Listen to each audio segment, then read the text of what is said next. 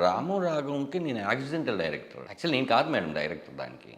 Actually ఈ cinema కథ వచ్చి శివప్రసాద్ యానాల్ గారని విమానం అని ఒక సినిమా చేశారు. అవునవునవును అవును. నేను అనసూయ గారు కూడా చేసినట్టున్నారు కదా అందులో. అనసూయ గారు నేను కూడా యాక్ట్ చేశాను. ఆ, అతను శివప్రసాద్ గారు ఏంటి అంటే ఒకరోజు అడిగితే మీ గోల్ ఏంటి సార్, ఓన్లీ స్క్రిప్ట్సే రాస్తూ ఉంటారా, మీ గోల్ ఏంటి అన్న. ఎందుకంటే మాకు ఈ ఛానల్కి జబర్దస్త్ కానీ మిగతా ఆర్ట్లకి కానీ ఆయన స్క్రిప్ట్ రాసేవాళ్ళు. ఓకే. చమక్ చంద్రాకి ఆయనే రాసేవాళ్ళు, నాకు కొంతకాలం రాశారు. అయితే సార్ ఏంటండి ఇంతేనా మీరు కామెడీస్కి ఇట్లా అంటే, కాదండి డైరెక్షన్ అనేది నా గోల్ సార్ అన్నారు.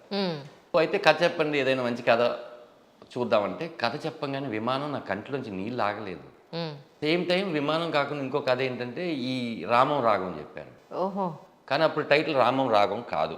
విమానం పట్టాలు ఎక్కేసింది, అయిపోయిన తర్వాత నేనే అడిగా, సార్ ఇప్పుడు ఈ కథ ఉంది కదా రెండో కథ, అది నేను రాఘవ క్యారెక్టర్ బాగా ప్రేమించేశాను, నా కోసం ఏమైనా కథ ఇస్తారా అంటే, సార్ భలే వాళ్ళని మీకైతే ఎందుకు ఇవ్వను సార్, వేరే వాళ్ళకైతే ఇవ్వను కానీ మీకైతే ఖచ్చితంగా ఇస్తాను. ఇప్పుడు ఆ కథను పట్టుకొని నేను తిరిగాను ప్రొడక్షన్ హౌసెస్కి.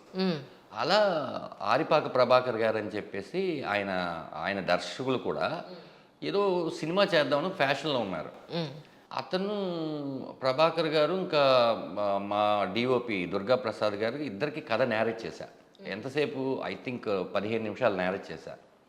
చాలా బాగుందండి కథ. మా అల్లుడు దుబాయ్లో ఉంటాడు, మేనల్లుడు, అతను పొట్టి చేయాలనుకుంటున్నాడు, జూమ్ మీటింగ్లో ఏర్పాటు చేస్తాను మాట్లాడండి అన్నారు. ఆయన పేరు Prithvi Polavarapu, very young guy. అయితే జూమ్ మీటింగ్లో చెప్పా కథ విని, సార్ నాకు గొంతు తడారిపోయింది సార్, ఈ సినిమా మనం చేస్తున్నాం అన్నారు. అలా ఇమీడియట్లీ ఆఫీస్ తీయడము, ఒక దర్శకుని ఎవరిని పెడదామని చెప్పేసి అప్పటికే శివప్రసాద్ యానాల్ గారు నేను అనుకున్నా. ఆయన ఏంటంటే, సార్ అది ఫాదర్ సన్ సినిమానే విమానం, ఇది ఫాదర్ సన్నే, ఎలాగా నేను కాదండి ఎవరైనా వేరే వాళ్ళు చేస్తే బెటరు అన్నారు. సర్లేండి మనం స్క్రిప్ట్లో హెల్ప్ చేద్దామని చెప్పి ఇద్దరం కూర్చొని వేరే దర్శకుడిని, పేరు చెప్పకూడదు, వేరే దర్శకుడితో స్టార్ట్ అయ్యి స్క్రిప్ట్ అంతా అయిన తర్వాత ప్రొడ్యూసర్ గారికి అండ్ డైరెక్టర్ గారికి చిన్న ఐడియాలజీ డిఫరెన్స్ వచ్చి ఇంకా లేదండి ఇలా అయితే ఈ సినిమా జరగదు అనే దానికి వెళ్ళిపోయి ఆపేశారు.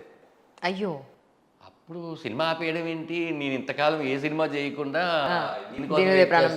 ఏంటి సార్ అంటే, అప్పుడు ప్రభాకర్ గారు, మా పృథ్వీ గారు అండ్ శివప్రసాద్ గారు ముగ్గురు వాళ్ళ ముందు మాట్లాడుకున్నారో లేకపోతే ఏంటో తెలీదు, మీరు దర్శకులు అయితేనే ఈ సినిమా చేస్తామన్నారు. నేను ఆలోచించాను, మనం బిగ్ స్టెప్ తీసుకోబోతున్నాము.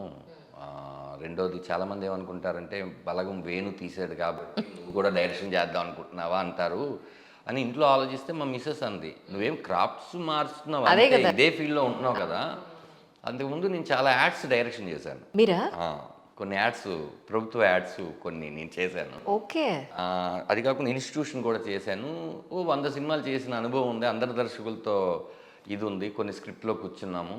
మనం చేయలేక కాదు, మంచి సినిమా తీయగలం, దర్శకుడిగా కూడా తీయగలం, కానీ ఈ స్టెప్ కరెక్టా కాదా అని అనుకుంటుంటే, లేదు నిన్ను నమ్మి ఒక ప్రొడ్యూసరు ఇన్ని కోట్లు ఖర్చు పెట్టి నీ మీద, నువ్వే దర్శకుడు అన్నప్పుడు అతను నిన్ను నమ్మితే నువ్వు నిన్నెందుకు నమ్ముకోలేకపోతున్నావు అంది మా మిస్సెస్.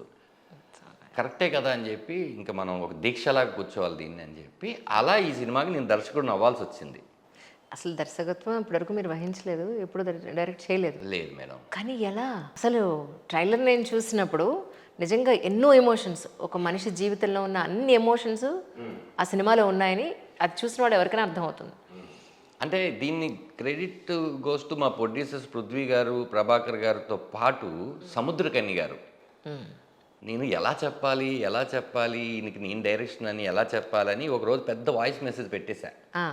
పెట్టి చిచి ఈ టైంలో ఇలా చెప్పకూడదు, దీన్ని డైరెక్ట్గా వెళ్ళి కలిసి చెప్పాలి, ఎందుకంటే ఆయన బ్రో జరుగుతుంది, ఆయన పెద్ద దర్శకులు, నటులు, సీరియల్స్ ఎన్నో చేశాడు.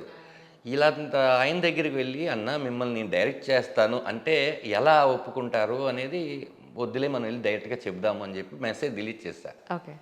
ఆ తర్వాత అన్న మీతో మాట్లాడాలి అన్న, నన్ను కొడక చెప్పు అంటుంటా. అన్న మాట్లాడాలంటే వచ్చి కూర్చున్నా, అన్న యాక్చువల్లీ ఈ సినిమాకి నువ్వే కదా డైరెక్షన్ చేసేది అన్నాడు. ఆయన వరకు వెళ్ళిందా అప్పుడే? ఎలా అన్నా, నువ్వు పెట్టిన వాయిస్ మెసేజ్ మొత్తం నేను విన్నాను. అయితే మీకు బ్లూటిక్స్ రాలేదా అప్పటికే? కాదు, డిలీట్ ఫర్ ఆల్ కొట్టకుండా డిలీట్ ఫర్ మీ కొట్టు.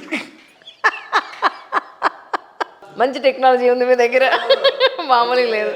ఆయన అన్నాడు, రే నువ్వు నాకు కథ చెప్పినప్పుడు చాలా స్ట్రాంగ్గా చెప్పావు. నేను ముందు పడిపోయింది ఆ కథకి, నువ్వే ఈ కథని కరెక్ట్గా చేయగలవు అన్నారు. అనేసరికి ఇంకా అందరూ నమ్ముతున్నారు కదా అని చెప్పి ఓకే డన్. నన్ను నేను నమ్మకపోతే అలాగా. ఇలా వచ్చింది సినిమా. సముద్రగని గారు ఇస్ వెరీ నైస్ పర్సన్ అండి. ఊరికి గొప్పోళ్ళు ఎవరు మేడం? గొప్పోళ్ళు ఊరికి ఎవరు? ఆయన ఇన్ని కష్టాలు పడి వచ్చారో అది మనకు కనిపిస్తుంది.